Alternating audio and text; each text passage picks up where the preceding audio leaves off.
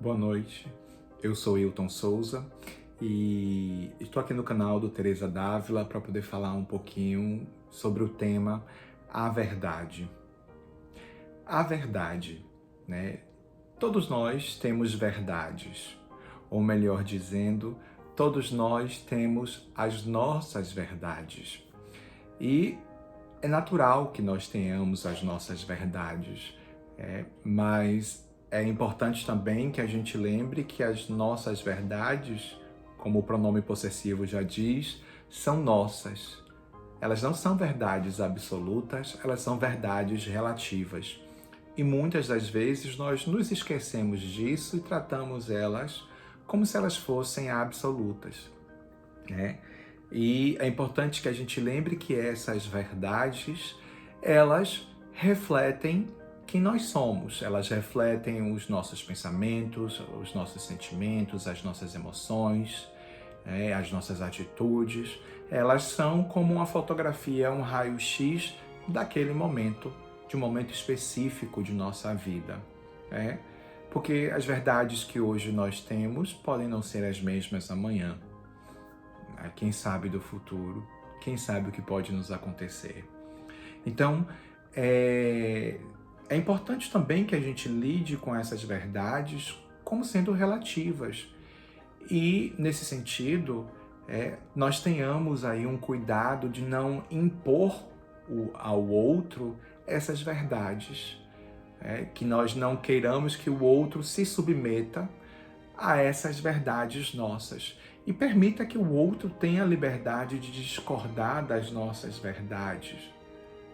Isso aqui eu não estou entrando ainda no aspecto de que quem está certo ou quem está errado, porque perceba, às vezes a outra pessoa pode até estar errada, né?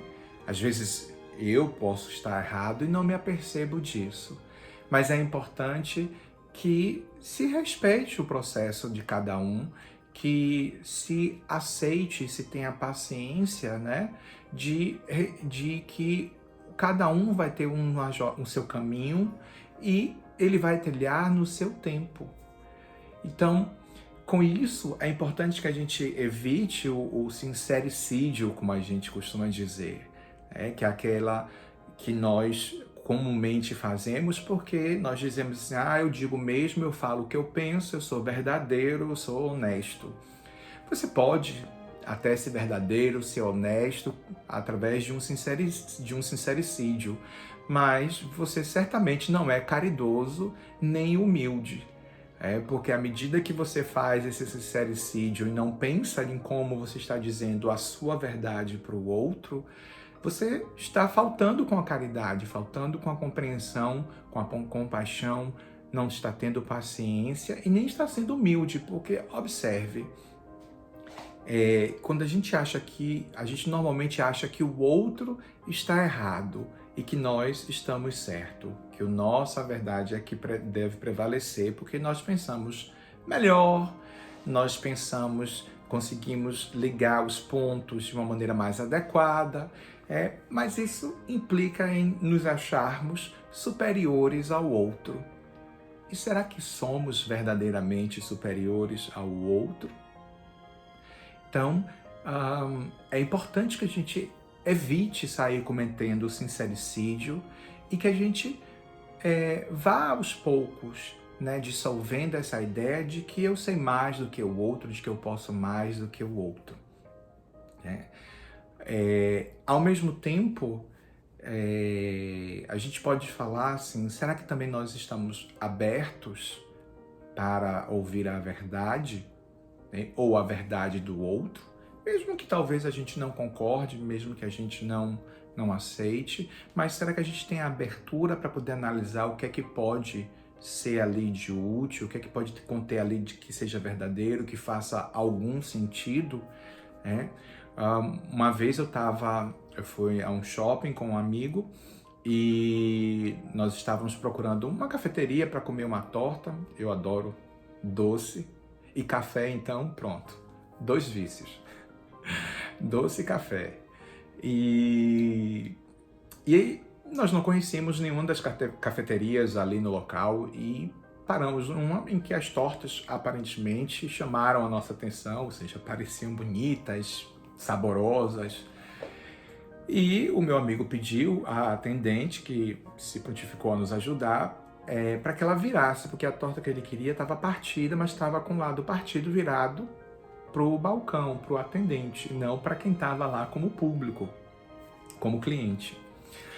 E a atendente, então, assim, se preparou, fez todo um mise-en-scène, pegou assim, fez, está preparado, tchan, tchan, tchan, tchan, girou assim, fez todo o suspense e a alegria e disparou a pergunta: e o que é que você achou? E o meu amigo simplesmente disse: eu achei seca.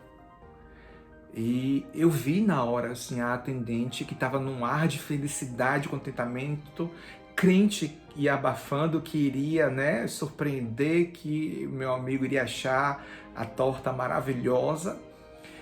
E o sorriso foi murchando, o brilho no olhar foi morrendo, foi desaparecendo. Eu fiquei um pouco constrangido na hora, né, mais por dó, por estar com dó dela do que da fala do meu amigo em si, porque veja, e ele, quando ele disse, ele agradeceu e a gente saiu e eu ri um pouco sobre aquilo, né, e comecei a conversar, porque eu fui me dando conta de certos aspectos, né, nessa cena, nessa situação.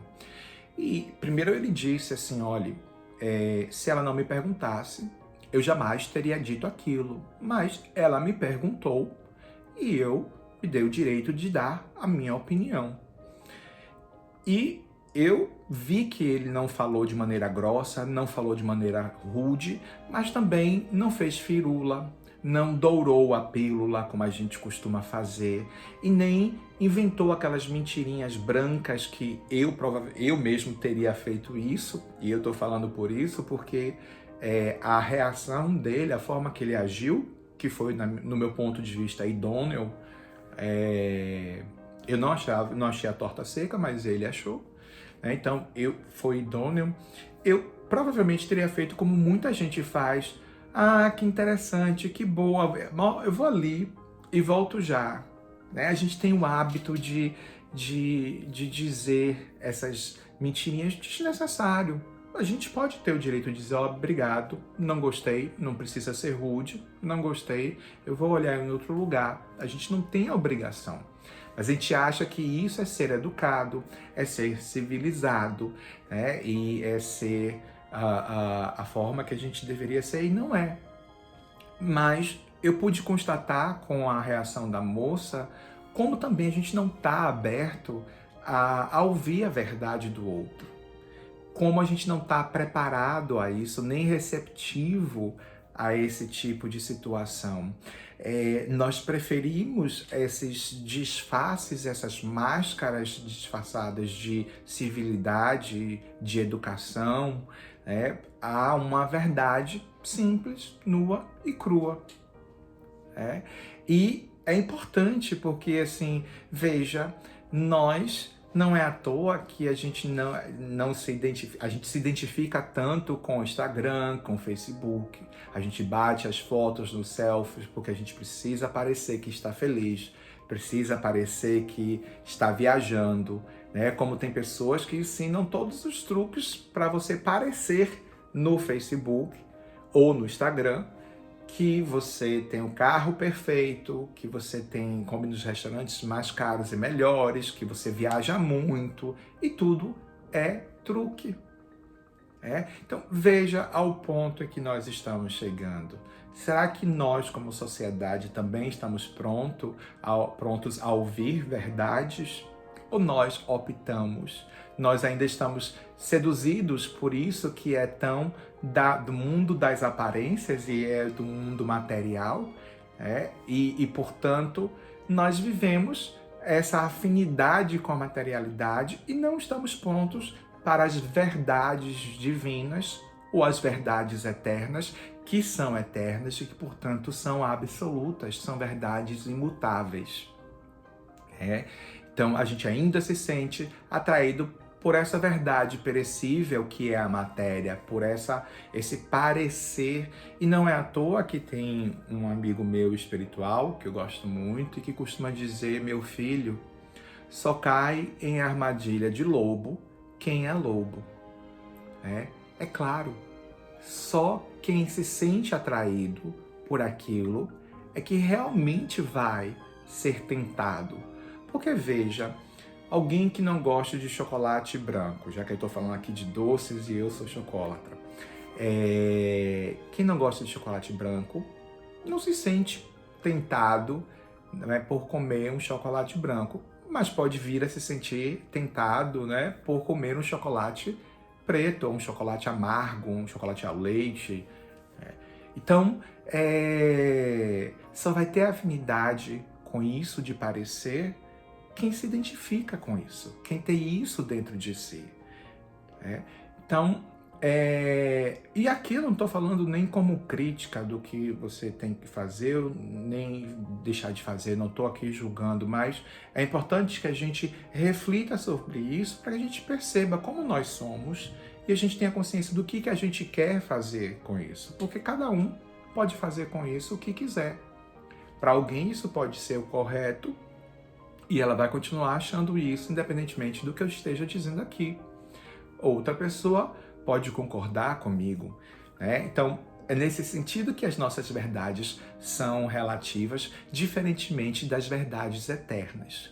Essas verdades, elas são imperecíveis, elas não mudam, elas são imutáveis, elas são as mesmas, elas nos regem desde que o mundo é mundo e antes disso. E essas são as verdades de Deus, porque Deus também é absoluto. E dessa verdade absoluta nós só conseguimos facetas, pequenos fragmentos, né, dessas verdades. E trazendo aqui essa fala da verdade divina, da verdade eterna, e das nossas verdades, que são verdades que modificam, que se alteram, a gente pode observar que a verdade que é eterna, e nesse sentido a gente pode se inspirar tanto no exemplo do Cristo, como no exemplo de diversos outros vultos, né, representantes, digamos assim, do que seria cristianismo ou do que seria ser alguém com muito amor e compaixão pela humanidade. Então, essas pessoas se guiam por essa verdade que é divina, e elas não tentam impor aos outros as suas verdades. Elas aceitam que o outro tem o direito de rechaçar aquilo. Mas veja, ela sabe que existe um processo de evolução e portanto, de amadurecimento como alma, de uma alma que é eterna, e que aquilo que ela está fazendo é uma semente que ela está jogando e que pode vir a nascer ou não. Elas não se apegam ao resultado que pode advir dessa ação. Elas se apegam, digamos assim, por assim dizer, o dever, aquilo que elas precisam fazer da melhor forma possível. Porque veja, a verdade mesmo, quando ela chega para nós, ela nos toca. Ela não é só compreendida racionalmente, ela é compreendida no coração também. Não é à toa que muitas vezes, quando entidades mais evoluídas, espíritos mais evoluídos, chegam para falar algo conosco, muitas vezes eles dizem pouquíssimas palavras, mas dentro da gente aquilo faz um sentido, ecoa com tanta força, com tanta verdade dentro de nós, um sentido que a gente não sabe nem às vezes explicar porquê ou como, mas a gente sente aquela verdade. Veja, quando a gente está pronto para receber a verdade e ela chega em nosso caminho, é assim que a gente se sente. Se não é assim, é porque ainda não chegou para a gente, não chegou o nosso tempo da verdade, ou aquilo ainda não é verdade para a gente. E, portanto, é preciso se respeitar, porque existe um processo de encarnações e de reencarnação que Portanto, não nos confina a uma encarnação somente, e que disso vai derivar todo o aprendizado.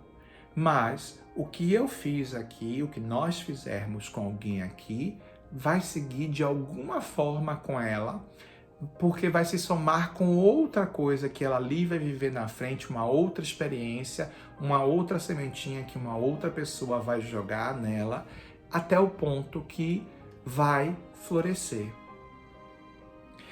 Então, que nós nos despreocupemos mais em impor nossas verdades, mas nos esforcemos mais em seguir as verdades divinas. Jesus, quando fala no Monte Tabor, ele chama Pedro, Tiago e João. Lembrei, pensei que fosse esquecer. Pedro, Tiago e João, e faz a revelação, e ele diz que pede aos discípulos, né, que não revelem aquela verdade até que o homem, e essa é a frase, até que o homem renasça dos mortos. Então, quando Jesus pede isso a esses 3 discípulos, ele não está pedindo para os discípulos mentirem, mas ele está convidando os discípulos a aguardarem o momento oportuno e mais adequado de se revelar uma verdade. Né? Se eu pegar uma criança de 6 anos, 7 anos e for explicar a verdade de uma realidade da física quântica, qual é o sentido que vai ter para essa criança? Qual é o aproveitamento vai ter para essa criança? É preciso um adulto já com uma vivência, com um certo grau de vivência, com um certo grau de experiência, de conhecimento, que vai permitir que aquela verdade chegue até ela. E não é assim que a espiritualidade faz conosco todo o tempo. Eles não forçam, não impõem a nós as suas verdades e respeitam quando muitas vezes nós não acreditamos, rechaçamos, ou às vezes, não vou dizer desmerecemos, mas às vezes eu já não percebi certas chacotas, nesse sentido. E eles não estão ali para revelar as verdades que a gente quer, as verdades de o que é que vai acontecer no futuro, verdades de se vai ser feliz ou se não vai ser feliz.